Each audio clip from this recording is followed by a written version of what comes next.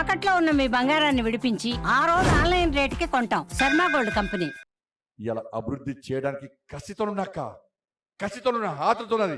ఈ కరీంనగర్లో మేయర్ గెలవాలి, మేయర్ గెలిచినాక వరదల లెక్క నిధులు తీసుకురావాలని చెప్పి ఒక కసితో ఉన్నాం కాబట్టి ఇలా కరీంనగర్ మొత్తం దాదాపు వారం రోజుల నుంచి నిద్ర తిండి బంద్ చేసి మీ అందరిని వేడుకుంటున్నాక ఒక్కసారి అవకాశం ఇయ్యండాక. ఇలా వాళ్ళ కోట్లు ఇస్తే వాళ్ళ పైసలు నమ్ముకోరక, మేము మిమ్మల్ని నమ్ముకున్నాం, వాళ్ళు పైసలను నమ్ముకున్నాక. ఇలా పైసలు ఇద్దామంటే మన పైసలు లేకపోవచ్చు. ఇలా మీరు తెలిసి ఇలా ప్రభుత్వ పాఠశాలలో ఎవరు చదువుకుంటారు? పేద పిల్లలు చదువుకుంటారు. నేను మంత్రిగా మీటింగ్ పెడితే అందరు అధికారులు వచ్చి, సార్ ఈ ప్రభుత్వ పాఠశాలలో 10వ తరగతి పిల్లలందరూ కూడా పాపం వాళ్ళ తల్లిదండ్రులందరూ వాళ్ళ పిల్లలు డాక్టర్ కావాలి, ఐఏఎస్ కావాలి, ఐపీఎస్ కావాలి అని చెప్పి కోరుకుంటున్నారు సార్. కానీ స్కూల్లోకి రావడానికి ఇబ్బంది వస్తుంది సార్, బస్సులు లేవు సార్, ఆటోలో పోయే స్తోమతలు వేస్తారు వాళ్ళకంటే. అక్క మీరు నమ్ముడి, ఇలా 20,000 సైకిళ్ళు ప్రభుత్వ పాఠశాల చదివే 10th క్లాస్ పిల్లలకు ఇచ్చినాక 20,000 సైకిళ్ళు దేశంలో ఎవ్వరు ఇయ్యాలక నేను ఇచ్చినాక. మళ్ళా మీటింగ్ పెడితే చెప్పిన అధికారులు, సార్ ఫీజు కట్టడానికి కూడా పైసలు సార్, చాలా మంది ఫీజు కట్టలేదు సార్ వాళ్ళంటే. నా జీతం నుంచి ఇలా 10వ తరగతి పిల్లల పరీక్ష ఫీజు నేను కట్టినాక. ఇలా పేదలకు అవకాశం ఇస్తే ఇలా మీ గురించి ఆలోచిస్తారు, బలుషులకు అవకాశం ఇస్తే వాళ్ళ గురించి ఆలోచిస్తారు. కాబట్టి ఇవాళ కేంద్రం నుంచి నిధులు రావాలి. ఇలా నేను పోయి నరేంద్ర మోడీ గారిని అడిగి నేను నిధులు తీసుకురావాలంటే మీరందరూ గంపగుత్త ఓట్లు, ఇటు రమణారెడ్డి గారికి, ఇటు సతీష్ గారికి, ఇటు పద్మక్కకు ఓటేసి గెలిపిస్తే మీ వాడల అభివృద్ధి ఏందో నేను చూస్తా. ఇలా నేను ఇక్కడనే ఉంటా, నాకు అపాయింట్మెంట్ అవసరం లేదు నాకు రావడానికి. నా ఇల్లు ఎట్లుంటుందో మీకు తెలుసు. ఈ సైకిళ్ళ పైసలు, ఈ పరీక్ష ఫీజులు కట్టేవాళ్ళు నేను ఒక పెద్ద బిల్డింగ్ కట్టుకోవచ్చు. అక్కడ నేను వ్యాపారం చేసుకోవచ్చు నేను, కానీ వ్యాపారాలు చేసుకుంటాను కాదు, అక్రమంగా డబ్బు సంపాదించడం కాదు. నేను సంవత్సరం మా నరేంద్ర మోడీకి ఎంత సంపాదించినామో, నా ఆస్తి పాస్తులేందో ప్రతి సంవత్సరం నేను డీటెయిల్స్ ఇస్తాక మా నరేంద్ర మోడీ గారికి. ఎక్కడ కూడా చూడండి, ఎక్కడ కూడా అవినీతి ఆరోపణలు ఉన్నాయి. వాడు వీడు మొరుగుతాడు కగ్గ పడుచుకోండి. నేను నా తల్లిని నమ్ముకున్నా, నా అమ్మవారిని నమ్ముకున్నా. నేను తప్పు చేస్తే అమ్మవారు నన్ను శిక్షిస్తుంది, నేను తప్పు చేయకుండా నా అమ్మవారు నన్ను కాపాడుతుంది. ఈ సమాజ సేవ చేయమని చెప్పండి, ఈ పేదలను ఆదుకోమని చెప్పండి, ఈ కరీంనగర్ని అభివృద్ధి చేయమని చెప్పి నా అమ్మవారి మంగళ శాసనంతో నేను ముందుకు పోతా తప్ప, నా నరేంద్ర మోడీ ఆశీస్సుతో ముందుకు పోతా తప్ప ఇంకోరిని నమ్ముకునే వ్యక్తిని నేను కాదక్క. ఒక్కసారి అవకాశం ఇయ్యండక. వీళ్ళు నా కోసం ఎన్నికల్లో పనిచేసేది. వీళ్ళు ఇలా వాళ్లకు ఓట్లేమని వేడుకోవడానికి నేను మీ దగ్గరకు వచ్చినాక వీళ్ళు చెప్పే కళ్ళబొల్లి మాటలు నమ్మకండి. మీ అమూల్యమైన ఓటు 11వ తారీఖు భారతీయ జనతా పార్టీ పువ్వు గుర్తు మీద వేస్తే ఇలా మనం మేరేతాం.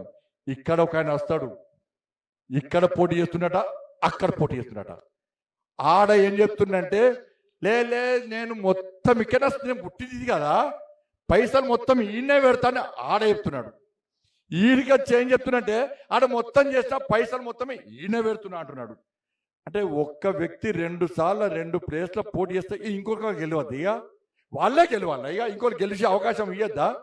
ఇలా సతీష్ను ఓడగొట్టడానికి కోట్ల రూపాయలు అక్రమంగా సంపాదించి ఖర్చు పెట్టే ప్రయత్నం చేస్తున్నాడు.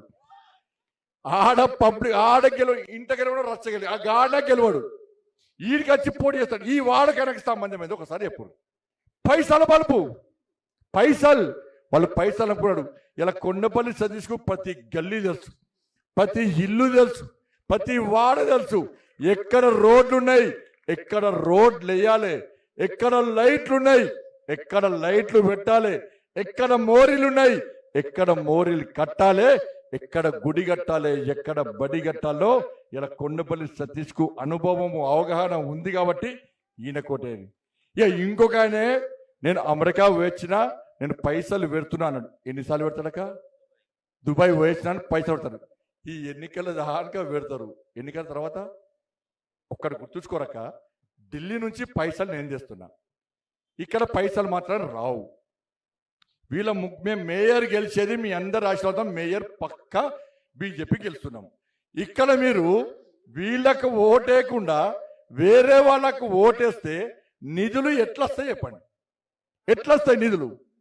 ఎట్లా వస్తాయి నిధులు? జేబులకి వెళ్ళి పైసలు పెట్టి ఒక్క రోడ్ వేస్తాం కాబట్టి ₹1,00,00,000 రోడ్లు వేస్తామా? ఇలా ఓట్లను నమ్మించడానికి ఇగో నేను బాగా సంపాదించిన నా సొంత పైసలు రోడ్లు వేస్తున్నా అంటే ఎన్ని రోజులు వేస్తారు రోడ్లు? ఎన్ని కోట్లు ఖర్చు పెడతారు? ఇలా ఖర్చు పెట్టాడు మీరు ఓట్లేసి గెలిపేగానే నా సొంత పైసలతో రోడ్లు వేసినా నాకు ఇంటికి ఇల్లు కట్టుకుంటా పైసలు, బాత్రూమ్ కట్టుకున్న పైసలే, గుడి కట్టిన పైసలే, ఏం కట్టినా పైసలు ఏమని చెప్పి మళ్ళీ మీ దగ్గరనే వసూలు చేస్తాడు. ఇలా వేరే వాళ్ళని గెలిపిస్తే మీరు అన్యాయం అవుతారు. నేను మళ్ళీ చెప్తున్నా, ఢిల్లీ నుంచి నిధులు అవుతాయి, ఈ అభివృద్ధి పనులు మధ్యలో అవుతాయి, మీ పెన్షన్లు అవుతాయి, మీ ఇండ్లు రాకుండా అవుతాయి, అన్ని ఇబ్బందులు వస్తాయి. కాబట్టి మీరు మా మాట నమ్మి మా పద్మక్కకు, మా సతీష్ అన్నకు, మా రమణమ్మకు మీ అమూల్యమైన ఓటేసి ఇలా భారతీయ జనతా పార్టీని గెలిపించాల్సిందిగా మీ అందరికీ విజ్ఞప్తి చేస్తూ 11వ తారీఖు పొద్దున్నే మంచిగా తయారైతే బ్యూటీ పార్లర్ వేరు, మళ్ళా అందంగా మంచి అమ్మవార్లుగా తయారై మీరు మీ కుటుంబ సభ్యులు మీ బంధుమిత్రులు అందరు కూడా పోయి మొట్టమొదటినే పువ్వు గుర్తు మీద వేసి ఆ అమ్మవారికి ఆ పుష్పార్చన చేర్చి మీ క్షేమం అందరికీ శుభం కలగాలని చెప్పి కోరుకోవాల్సిందిగా మీ అందరికీ విజ్ఞప్తి చేస్తూ ముగిస్తున్నాను. భారత్ మాతాకి, భారత్ మాతాకి జై శ్రీరామ్, జై శ్రీరామ్.